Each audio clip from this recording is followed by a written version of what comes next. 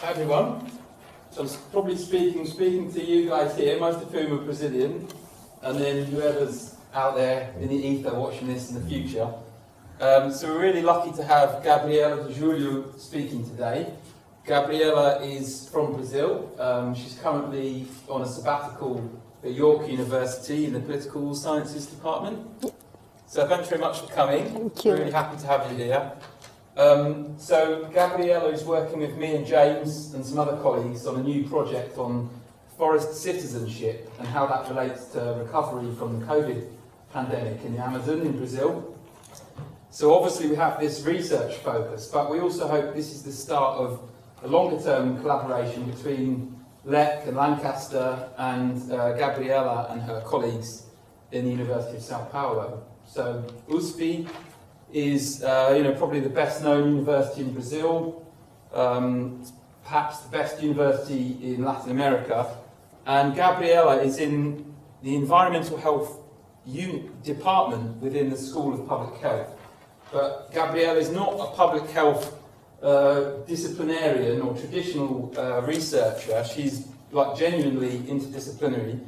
She did her undergrad in social communication, a master's in science and technology policy, and then a PhD in environment and society. So I think, Gabriela's colleagues must be very lucky to have her communication and policy expertise to kind of interrogate and scrutinise the kind of debates they're interested in as well. I'm not going to say much about Gabriela's research. She can do a much better job than that, than I can. And you're going to be talking about COVID in Brazil. So thank you. Thank you, Luke. Thank you, James, for inviting me. I'm sitting because it's easier to speak and to present some ideas to reflection about not only COVID-19 crisis in Brazil, but also climate change and how Brazilian cities are dealing with this phenomenon. So my talk today is very inspired by what I'm working on the last years, and in particular the reflections, analysis that I've been working during my sabbatical year at the University of York, as Luke said. And I have in mind 3 core questions that have guided my readings, analysis, and also reflections, and I'd like to share with you. The first one is how do our studies mainly focus on climate change and more recently COVID-19 help to give visibility to the political dimensions of the problems that underlie this crisis? The second question that I have in my mind is in which way these studies help us to understand how the production of inequalities, the socioeconomic and political factors help us to understand how the production of risks amplify vulnerabilities and suffering, and which insights these studies provide that help us to confront the dominant technocratic rationalities and frames of risk, emergency, and sustainability that are notions that are very interconnected in this crisis and have been very mobilized on studies on global health.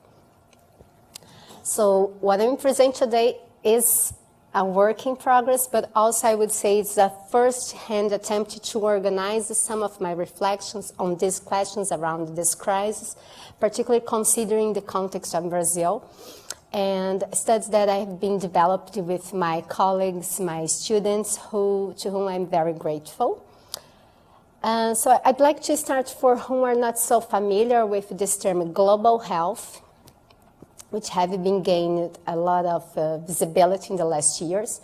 I think it would be very helpful to clarify that global health includes knowledges, practices, but also research regarding extraterritorial issues, but not only health issues, but also problems that exceed national geographic boundaries and have enormous impacts on our everyday lives.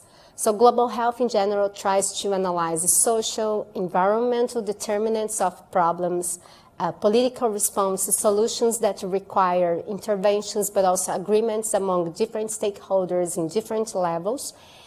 And the main challenges of the global health field include the unequal distribution of diseases, health issues around the world, global environmental changes and their connections to vulnerabilities, impacts, and decision-making process, and also global health policies, institutions, and systems. So my studies are more centered on the global environmental changes from a critical perspective of global health. And I also would like to clarify that the perspective of critics, the efforts of critics, I mean our aspirations to clarify and understand these political, economic, and cultural aspects that are on the basis of these global environmental changes.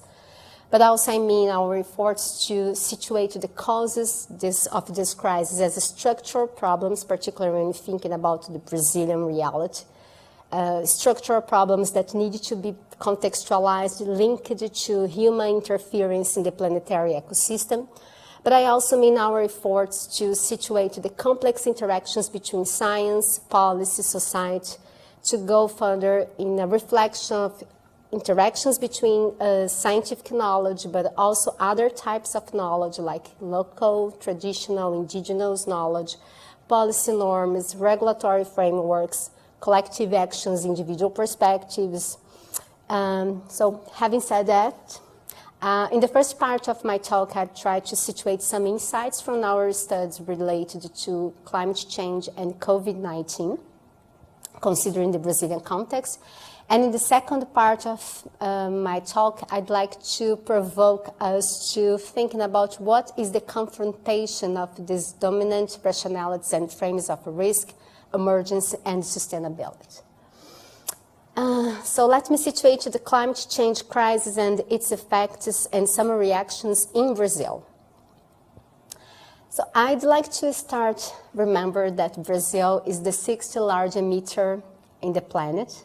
So our country plays a critical role in the global fight against planetary climate crisis. And the two main sectors that are considered when we're thinking about climate change in Brazil is the land use change and the forestry, or the conservation of our biomes, which include Amazon, but also other biomes that we have in Brazil.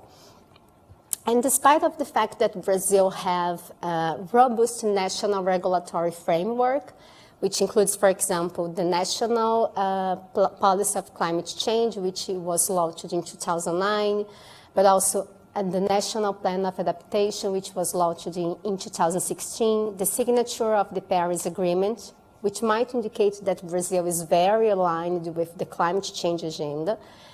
Many studies have shown that the country has become more and more carbon intensive due to increased dependency on fossil fuels, the abandonment of the policies to control deforestation, particularly in this government, and a strong political support for predatory agricultural practices.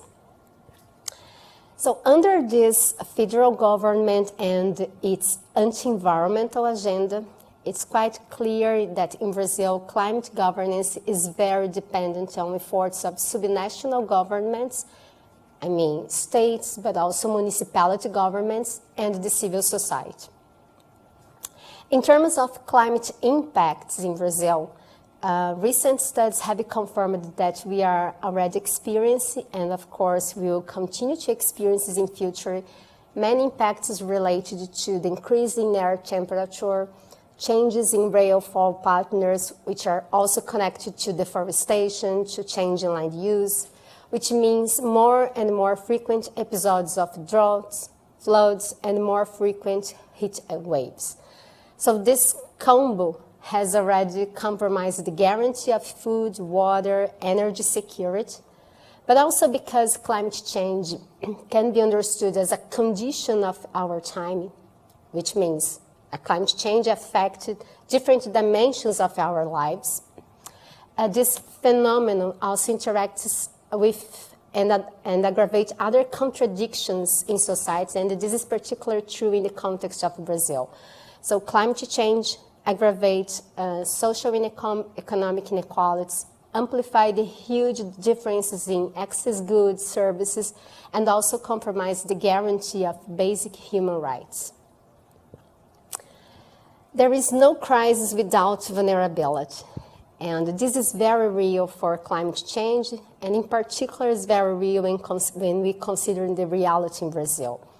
So in other words, the inability to respond to some situation, the inefficiency of defenses, the lack of resources, the inability to adapt to some event, the socioeconomic determinants, so all these perspectives can be associated with the scope of vulnerability, and all they playing a critical role to turn some event, to turn some weather event, climate event into crisis. So in Brazil, previous studies estimated that the incidence of extreme events related to precipitation combined with social inequalities, lack of infrastructure, lack of planning, inadequate policy responses were responsible for episodes of floods, landslide, prolonged droughts that result in more than 10,000 deaths in the last 5 decades. Only this year, from January to March, floods and landslides killed hundreds of people in the states of Rio, São Paulo, Bahia, and Minas Gerais. So at this point, I'd like to share some results of our studies that's more connected to climate change and the reality of the cities in Brazil. So I was talking about our studies related to climate change and Brazilian cities. So I'd like to start thinking about the current Brazilian scenarios. So when you're thinking about what's going on in Brazil right now in terms of climate, in terms of environment, it means, on the one hand, to consider the persistent current federal efforts to what we can call environmental misgovernance and malgovernance. And this term is adapted from 2 researchers, Marron Lima and Karen da Costa. And they say that there are many failures that we can see in Brazil in terms of environmental situations, particularly in situations that we are expected some actions that are required, but also inappropriate actions that cause harm, and actions that produce the chaos in environmental governance. But on the other hand, thinking about the Brazilian scenario means to consider a set of territories, areas, regions, and their residents that have been seriously affected by the negative impacts of climate change, which indicate that adaptation, and I mean adaptation, the judgment that's necessary to do in different sectors in order to minimize vulnerabilities, to reduce the negative impacts of climate change. So adaptation in Brazil is very urgent. So given this scenario, our main research efforts have been directed to understand which aspects affect the ability of local governments of the municipalities, to advance in climate adaptation in different Brazilian cities, and where the effects of the weather events combined with vulnerability, lack of infrastructure, failures, in fact materialize and affect people. So our studies based on large Brazilian cities, including the city seats, Manaus in the north, Natal in northeast, Vitória in the southeast, São Paulo, the southeast, Curitiba, and Porto Alegre in the south in Brazil. So our studies based on interviews with the local practitioners, the analysis of documents, indicated that the combination of administrative practice, the lack of political will, political commitment, the mismatches between the scale of urban issues and the extent of local government authority, the pressures from private sector, particularly from the housing and transport sectors, and the lack of inspection have affected the local climate agenda, particularly in the negative way. And if you're thinking about the dynamics of urban planning, our studies indicated that the resistance to adaptation measures increases every time that they involve land planning regulation, affect land values, or cause economic impacts to public or private sectors. So our results also indicated that one big challenge for us, researchers who are work on the interface between climate change and political, social aspects, is providing data that help to frame climate adaptation more connected to sustainable development, fight poverty, environmental protection, basic infrastructure projects that at the same time reduce vulnerabilities and improve the well-being of individuals and ecosystems. So based on this outcome, we develop and test what we call an Urban Adaptation Index, an index that combines a set of indicators that from an institutional perspective mainstreams adaptation measures across different policy sectors that are municipal responsibilities, but also address multiple stressors and non-regret policies, which is very important when we're thinking about climate change, combining what we call structure, but also climate-specific aspects. So our index focuses on 5 sets of public policies that are very critical, particularly in the Brazilian reality: housing, urban mobility, sustainable agriculture, environmental management, and climate risk responses.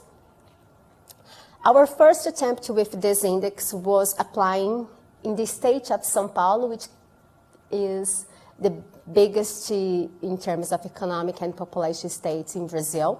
We are talking about 21% of the Brazilian population, around 45 million people who are living in the 645 municipalities, but also São Paulo state is responsible for 32% of the Brazilian GDP.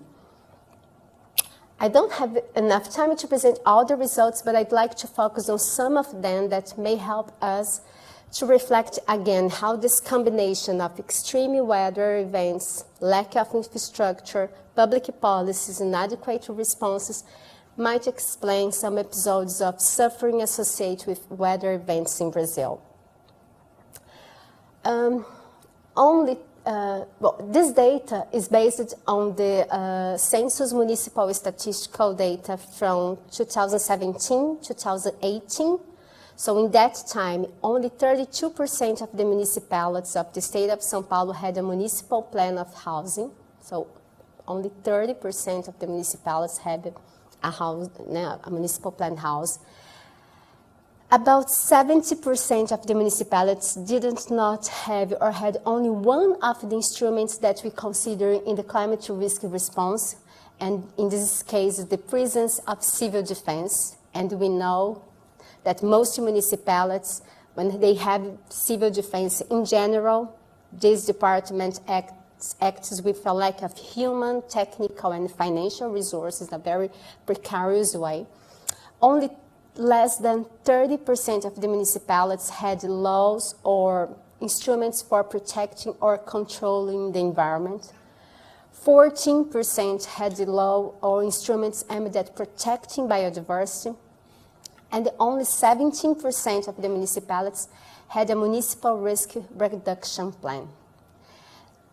Now we are applying this index to the entire Brazil, which means more than 5,000 cities, municipalities. So we will see the results in terms of Brazil, but I don't think that the scenario is not so different from this scenario that we have. You can see that in our index, the worst scenario for the São Paulo state is the climate impact responses. So the red one indicates that this cities, this municipality doesn't have many of these indicators that we evaluate in this index.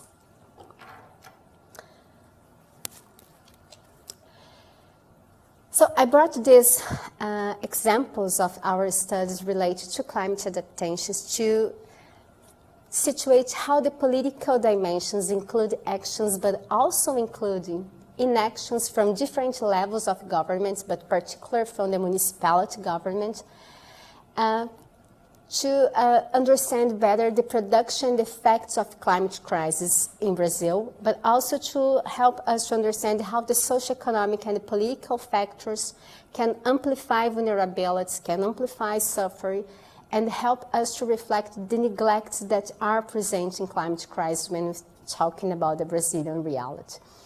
So our analysis confirmed that the disconnection between different sectorial policies, the lack of definition of responsibilities and priorities, the bureaucratic perspective of formal procedures, all of this hamper the ability of Brazilian cities to deploy resources, but also to promote the integration of adaptation as a central issue in development planning. Moreover, in Brazil, the experience of more than 3 decades of democracy has not been sufficient to establish an effective political institutional system of plan. There are a number of conflicts over jurisdiction, distribution of responsibilities between different levels of government, state organizations, law accountability of these organizations. And another critical point is the combination of what we call a patrimonialism that controls many public organizations in Brazil, many contracts, and the political utilitarian perspective, which is strongly influenced by political trends. So this negative impact has also high level of impact on climate adaptation. Also, specific politicians' interests, political hostile conditions to environmental issues in general, which has been aggravated in this federal government, also hinder the implementation of climate initiative. Another important issue concerns the implementation of regulations in Brazilian municipalities. On the one hand, pressure groups are constantly lobbying for changes benefiting certain sectors, but on the other hand, insufficient inspection in the governance of building regulations, for example, is very widespread. So it's not uncommon for certain groups to ignore, to disregard the roles, and the effects of this, not rare, are very catastrophic. But now let me talking about other crises that we are trying to understand in terms of impacts in Brazil, in Brazilian cities, the COVID-19. So according to data until last week, we are talking about more than 6,600 people in Brazil that have died of COVID-19. And across all age groups, studies indicated that Black people had died proportionally more from COVID-19 than white people, which confirmed that the pandemic also exacerbates racial inequalities in Brazil. These numbers also reveal the impacts of neglecting the socioeconomic determinants and the conditions in society and economy that influence how the disease has been spread all along the country. And when I'm talking about neglect, as my colleague in New York, João Nunes, refers, we are talking about invisibility, apathy, inactions, but also obstructions. The COVID-19 has also aggravated the food insecurity in Brazil. In the last year, more than 19 million Brazilians were facing hunger or severe food insecurity, and more than 20% of the population declared that they were without enough food, according to a study published by the Brazilian Research Network on Food and Nutrition Sovereignty and Security. Interesting to note that the food insecurity crisis was already a reality in Brazil before the COVID-19, but the omissions, the neglect of the Brazilian institutional response to the food insecurity in general, no doubt have aggravated the scenario due to the pandemic.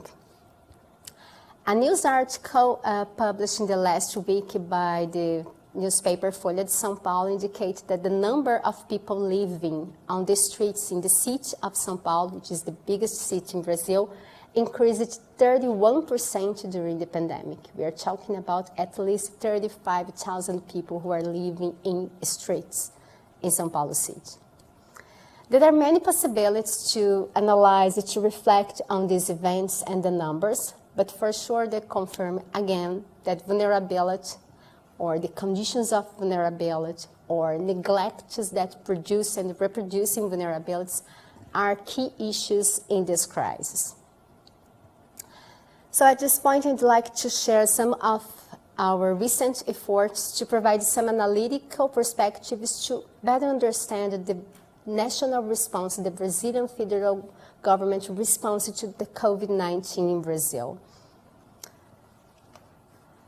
So in this collaborative work in progress, we are proposing the adoption of risk governance approach to analyze the Brazilian response to COVID-19. Our main argument is risk governance is particularly pertinent in situations where the potential for extreme consequences is considered very high, where there are enormous uncertainties regarding the consequence, and where different values are present and disputed. So for us, it's quite clear that the COVID-19 meets all these conditions.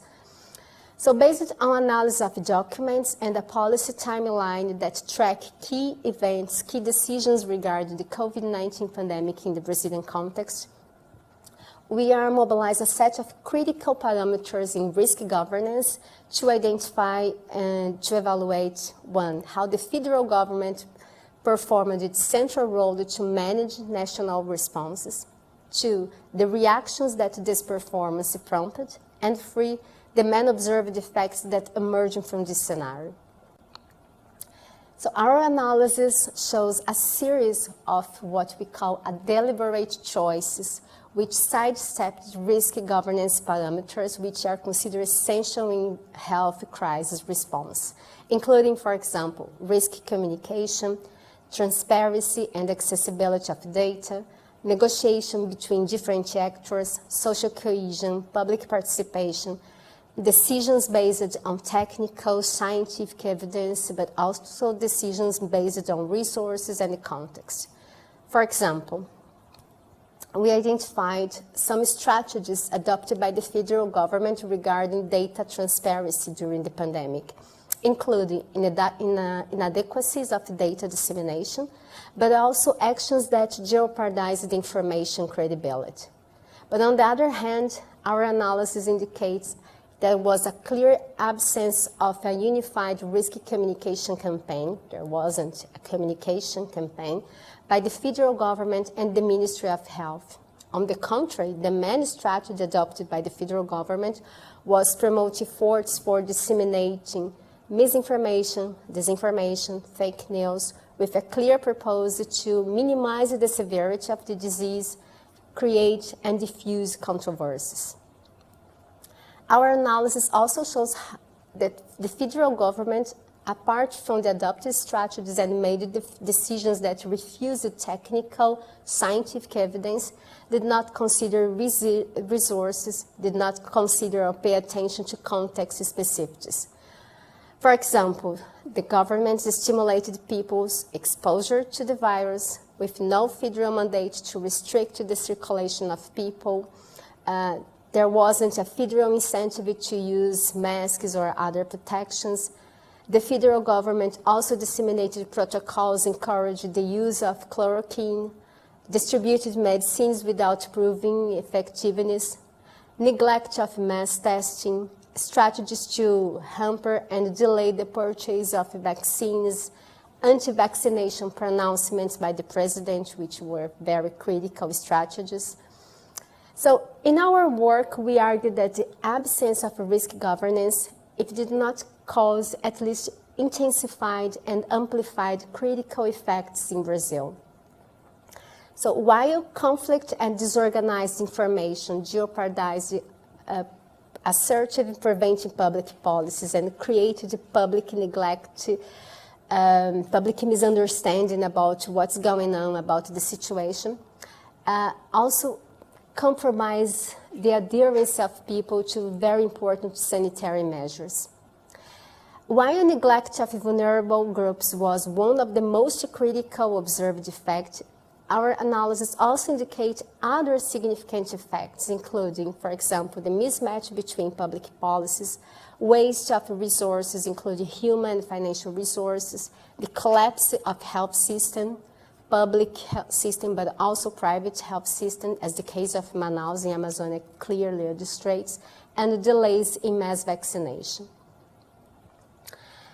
I would say that the main point with this work is provide analysis that shows, again, how the neglect of risk governance parameters combined with this attempt of the government to spread doubt, confusion, misinformation, fake news, disinformation, which could be termed as a governance by chaos, that's the idea that we are developing in this paper, is an important element for understanding the effects and the controversies of COVID-19 in Brazil.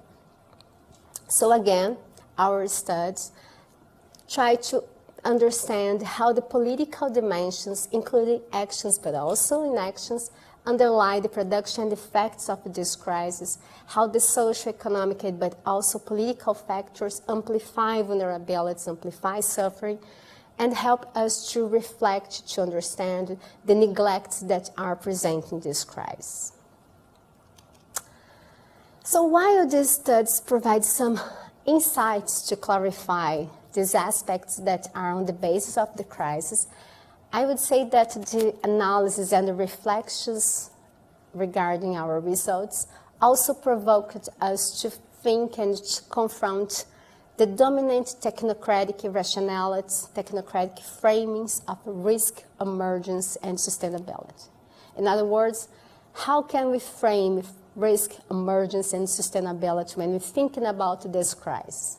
Is there room for thinking about other kind of rationalities and frames that could be more engaged with what's going on with this causes of this crisis, with problems and the structural things that are on the basis of this crisis?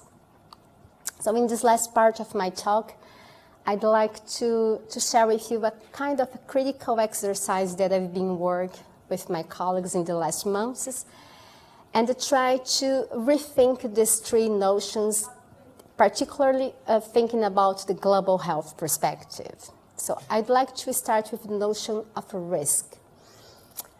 So from the dominant technocratic framework, risk is also always situated as a functional relationship calculated by the probability of accuracy and amount of damage. And the dominant risk assessment methodologies, which are usually adopted in studies of epidemiology, medicine, even public health, in economies, assumes a status of scientific neutrality. And this kind of attempt to reduce complex problems and multidimensional risk questions into scientific parameters, cost-benefits analysis, have always some impacts. For example, this framing, in many cases, justify a moral imperative to act with a tone of neutrality, inclusiveness, but also reinforce power relationships, domination of privileged groups, distract attention on vulnerabilities, distract attentions of the causes of the vulnerabilities, on the inequalities. So reflecting on these examples that I brought today and considering the longer-term impacts of climate change and COVID-19 and how this crisis interacts with other social, environmental shocks, disruptions that threaten everyday lives, but also threaten collective futures, we argue for a need for a broader and more complex conceptualization of risk from a socio-constructive perspective. In this perspective, we can understand risk as a contextual but also socially constructive phenomenon that exists in perceptual but also in experiential levels. I mean, this perspective helps us to understand how risk, as a relationship between concept and reality, materializes in the everyday life from concrete experiences that people are living with. That means impacts on health, but also impacts on environment, economic, but also experiences that are very connected to social constraints, loss of human lives. So these interconnections between concept and reality, as the COVID-19 pandemic reveals, as the climate crisis exposed, are shaped by social relationships, but also power relations, cultural beliefs, political responses, trust institutions, scientific knowledge, experiences, emotions, discourses, practice, collective memories. So in the field of global health, I think that this perspective of risk makes it possible to give visibility to social and political aspects that are present in the production of these risks, but also help us to identify and to analyze how these aspects shape how people perceive and deal with these risks in their everyday lives. So one of our research efforts in Brazil with my group right now is investigate how some social groups, including young people, women, small farmers, are dealing with COVID-19 and other systemic crises, how they respond to risks and uncertainties, how they feel being affected by the effects of these interconnected crises, and what factors interfere in their response. The second notion that I'd like to bring to our reflection is emergency. When you're thinking about health emergency, climate emergency, from a dominant technocratic framing, emergency is also associated with the idea that we are talking about something that is connected to the idea of immediacy, exceptionality, unprecedentedness, something that brings some danger, but also threat to communities, individuals survive. And again, in this rationality of emergency, there is a space, room for authoritarian approaches to confrontation, which might contribute to anti-democratic and technocratic measures. And I think that these approaches might silence other types of knowledge, local knowledge, traditional knowledge, contribute to oppressing minority groups, and might invisible other critical issues that most of the time are the root of the problems in focus.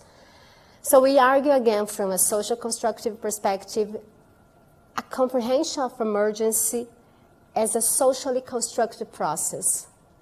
As a process, experiences, perceptions, information flows are important about what's going on. And they are very shared and negotiated among different stakeholders, among different groups, decision makers.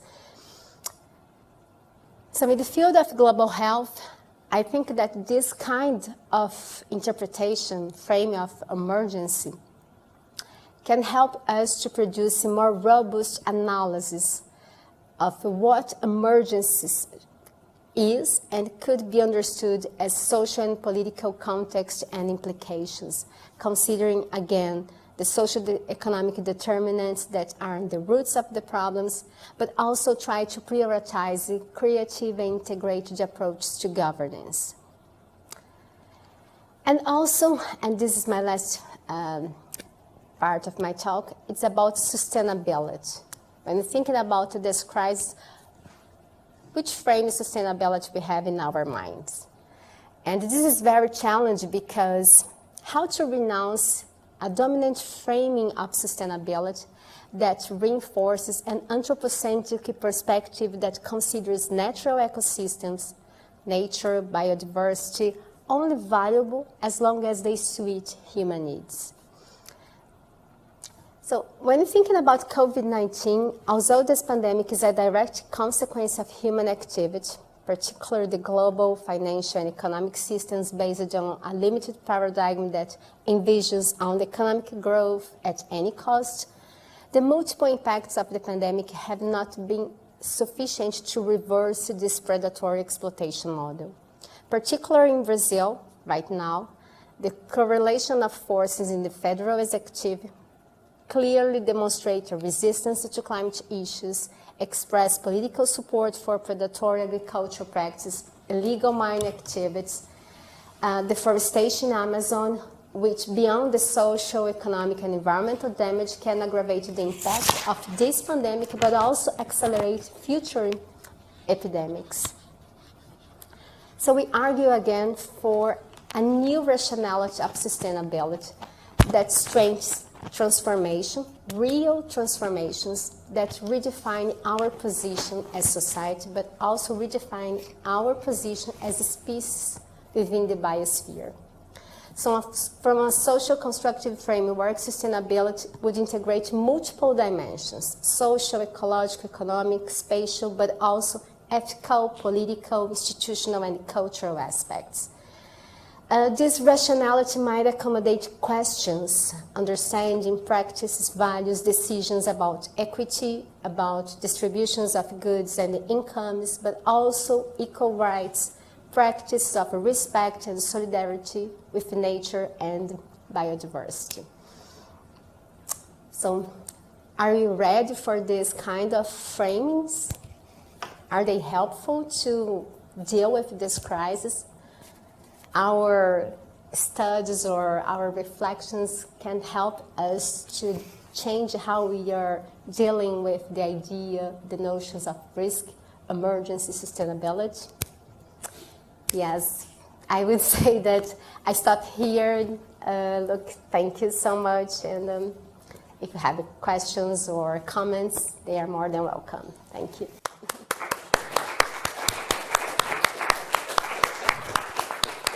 Great, thank you so much, Gabriela.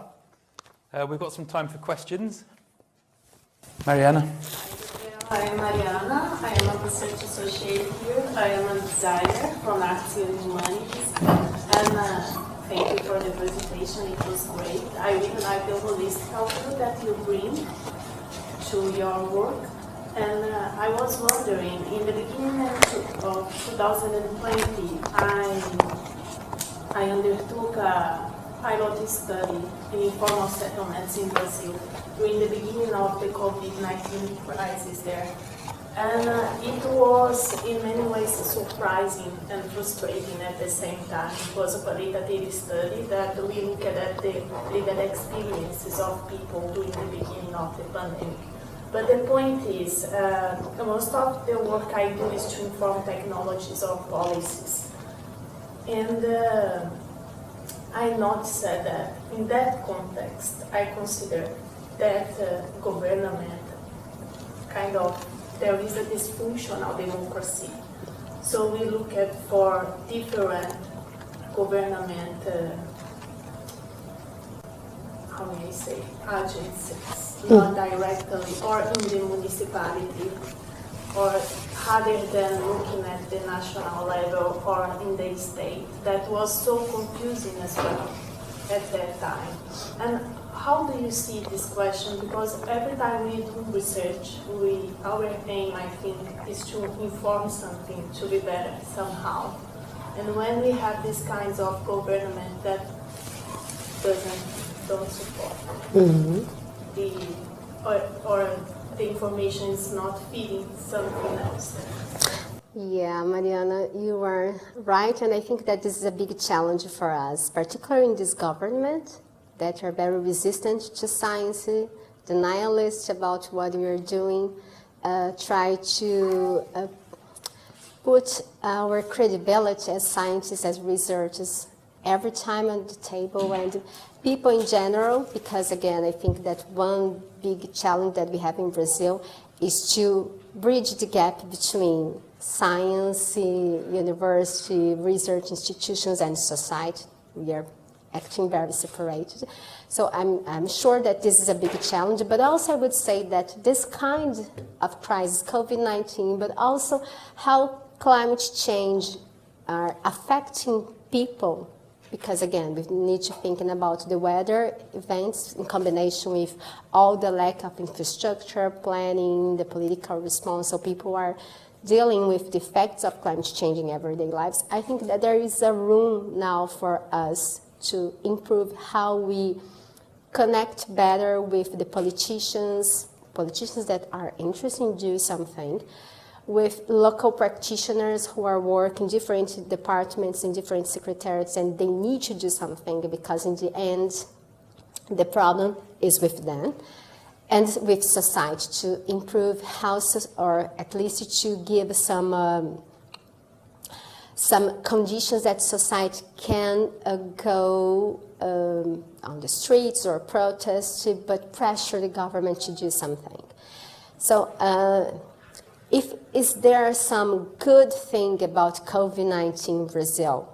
Of course, all things are very sad. But if there is something good, I would say that this is the fact that the scientists, the researchers realized that they needed to improve their communication, they needed to interact more with local practitioners, with decision makers, with society, to pressure for something happens, because if it depends on the federal government, we know that the situation is getting worse and worse because there is no any intention to do something to improve our quality of life, to improve how we are dealing with this crisis. So the question is how the subnational governments, including state, but particularly local governments, are dealing with this, and how we as researchers can subside them with information, with scientific knowledge that we are producing. So I would say that this is a thing that is quite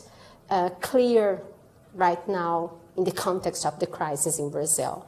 And I'm very interested to observe this phenomenon, in terms of producing knowledge about what's going on, about our relationships as scientists, as researchers, with society, with decision makers, with politicians, to bridge this gap and to understand that we are dealing with this crisis, with interact better with societies, but also with, as researchers, consider other types of knowledge. Because, again, most of the time we think, we as talking about academic community in general, we think that scientific knowledge is the only knowledge that's possible to respond to this crisis. But no, there is other kinds of knowledges, local knowledge, traditional knowledge, indigenous knowledge, that can teach us a lot about how to respond to this crisis. Yeah. Another question? Thanks very much for a great talk. My question is a little bit like Mariana's, really. It's about how you go from convincing us in this room to convincing broader society.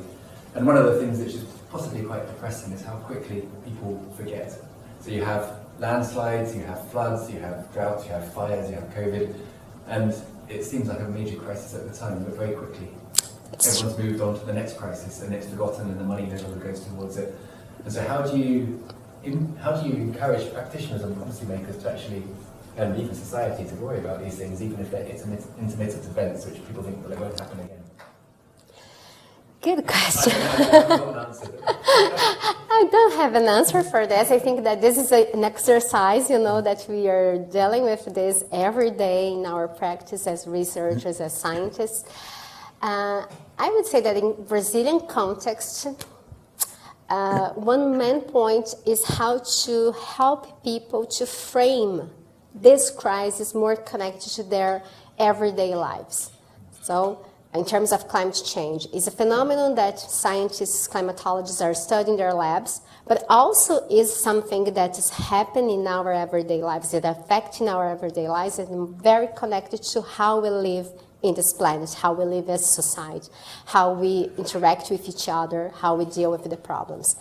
But I would say that one problem, people don't realize or have problems to realize these connections, how climate change is connected with our everyday lives, with the consumptions, with our choices, even including political choices. So the second aspect is helping, for example, in terms of local practitioners, to frame this crisis with their everyday decisions that they need to do in terms of administrative routines.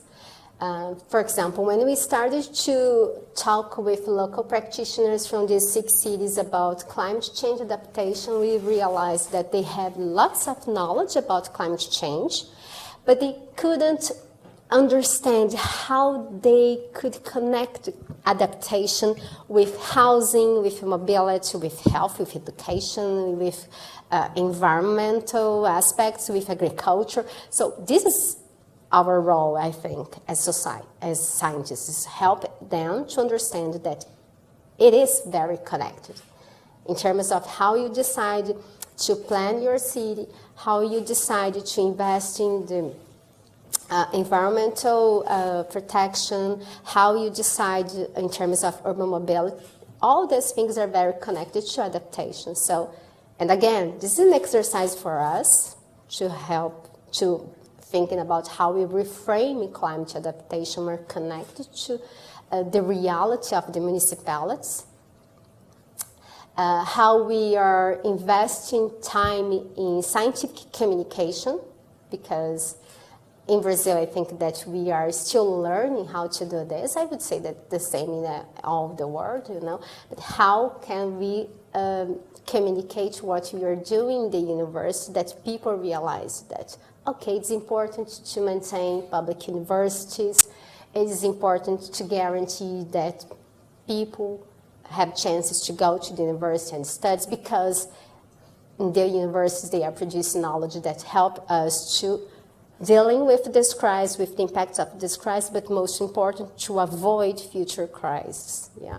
So I don't have a prescription about what we need to do, but I think that is an exercise. And in my case, and I would say that the colleagues that work with me, we are very open to learn about this. You know, I think that our generation as scientists, as researchers, are very open to this. We realize that without this society support, society credibility, legitimacy, we can't go further in terms of knowledge production. I don't know if I answered you. Great, next question. James? So thanks a lot for your fascinating talk. I'd like you to speak a bit more about the interaction between the main element that was going on in your talk, so these dominant technocratic framings of the risk, emergency and sustainability that sort of emanate from institutions, universities, government institutions and so on and so forth. And another idea that you talked about more briefly, governance by chaos. Mm-hmm. Because obviously Bolsonaro is not a technocrat. Boris Johnson's not a technocrat. Trump wasn't a technocrat. So these kind of new developments in authoritarian politics globally post-2016, these aren't technocratic people. So I wanted to know if you could speak a bit more about the way in which the current government in Brazil, which is not, at least from the top, a technocratic government, is interacting with these dominant technocratic framings that you're also critiquing. So how does governance by chaos interact with these dominant technocratic framings? Very good question indeed. First of all, I started to think that governance by chaos, in the case of Bolsonaro, but also we could think about Trump or other politicians, is a method to govern. Is their proposal to provoke confusion, to create diversion, to create and intensify controversies, to create confusion among people. And we can see this chaos as a strategy, as method, in many different decisions, in terms of environment, in terms of economics, in terms of COVID-19 responses. So this is their method. Now, how we connect the idea of governance by chaos with the rationalities of risk, emergence, and sustainability, it's a big intellectual challenge, I would say. Because first of all, if you're thinking about risk from a technocratic frame, that it is a measure, it's a function between occurring something and the harms that this some event or fact can produce, and you can calculate the risks, and because you calculate the costs and benefits, you can decide what you need to do in terms of which is better for people, which is better for the economics, which is better for health.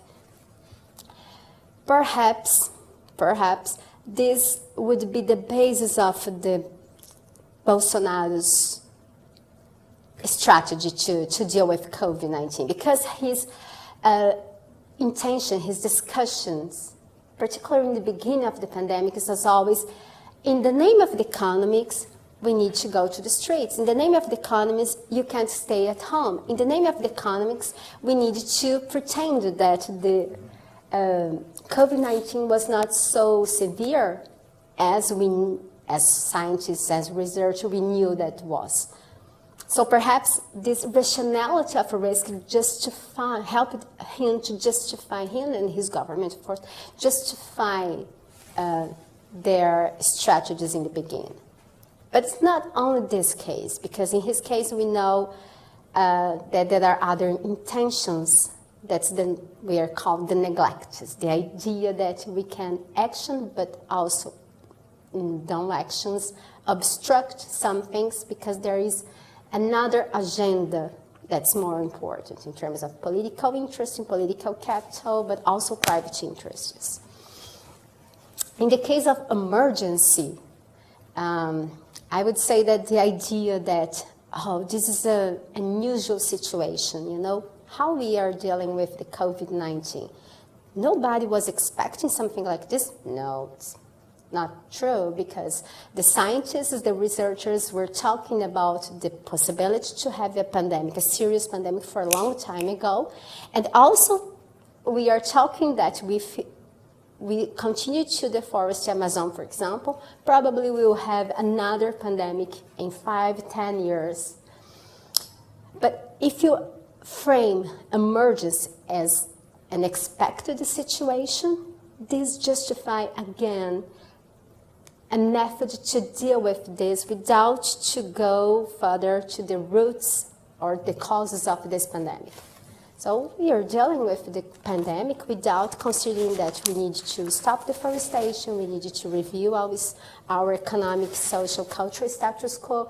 We can consume as we always do, because we don't need to change in reality what we live in the world, but we need to respond to this emergence. In terms of sustainability, this is another challenge point, you know, how we frame sustainability. Because in a certain point, as I'm talking yesterday in our conversation, in the beginning of the pandemic, I think that I was very naive, thinking that, okay, that's the opportunity that we are expecting. People now realize that we need to change how we live because there is a pandemic, a very serious pandemic. The climate change is going on, you know, in terms of impacts. So perhaps we are trying to transform, to promote radical transformations in our everyday lives. But again, this didn't happen, you know. As a society, we just adapt our ways to live, and we continue to consume. As always, we consume it. We just change some things, but we didn't promote a radical transformation. And it's not interesting for politicians to promote this agenda. I'm not sure if I answered you, but yes, this is a good question, how we can connect to the chaos, the governance of chaos with this rationalities frames of risk emergence. Good point. To my next article. Yeah, I think about it. Great. Is there a final question? Thanks, Jordan. Obrigado, Professor, for the very interesting talk. With regards to a point that you just made about how people's kind of habits didn't change, they just found a way to adapt to a new way of living. Do you think there's any hope for the way Brazil or the people of Brazil can adjust to a new political climate and a new way of living, given that there's a big election coming up later this year? And also, can the relationship between the risk, emergency and sustainability improve if the election goes the way that lots of people want it to go? Good question. Perfect point for another seminar, I would say. I think that right now, because we are having these elections in October, there is room for hope, you know, because the situation in Brazil is very dangerous in all dimensions that you're thinking about, in terms of food security, in terms of unemployment, inflation, economic crisis, well-being, quality of life. So there is a room for hope. But the problem is, I'm not sure, and I don't think so, that the next government, first, is sufficient to deal with all the problems that we have created in the last year. So I mean that it takes a long time to recover from this crisis, from the impact of this crisis. And the second, I think that the economic priorities are always considered more important than sustainability, for example, than rethink how we are living in the planet, how we are connected with the environment, how we relate with the nature. Of course, the new politicians in the 21st century need to pay attention to the environmental aspects. You know, it's impossible to think that any politician today can talking about his intention, his political actions, his program of governance without considering environment. But which framing of environment is supported, that's the thing that we need to pay attention, because the left party in Brazil is thinking about environment, yeah, but in which perspective they thinking about environment? I didn't read yet the program of Lula, for example, for environmental aspects. You know, I believe that now he's more sensitive for this than in his last government. But let's see. I would say that people in general, the electors, are much more aware about the environmental issues and thinking about the public opinion polls. People say that environmental concerns, environmental issues are an important thing to decide the vote. But in the end, particularly in this election, I think that the economic agenda is much more important than environmental aspects. But let's see. I think that we need to pay attention for the next 4-8 years, you know. But yeah, I have hope, yeah, definitely. Otherwise, I was not a researcher, a professor, you know, because if you don't believe that society can do something, that we don't believe that we can change how we connect with nature, how we deal with each other, you know, how we interact with each other, there is no point to work in education research area. That's my perspective. Yeah. I think it's great to end on an optimistic note, but that logic, that challenge of growth and sustainability, it completely constrains what we do in Lancaster University, for example, as well. So the university might say they believe in sustainability, but they will always prioritise, or currently prioritising, growth of student numbers, growth of income, growth of economic activity, more than the sustainability agenda, really. I think we're really lucky. Thanks for such a great talk, Gabriela. We're really lucky to be working with you. I think you're going to bring really interesting critical perspectives to the rest of us, and the scales of analysis that you work from lived experiences in the south of São Paulo to critique of federal government policy is really fascinating, quite unusual. So I'd like to thank Gabriela again. Thank you. Thank you.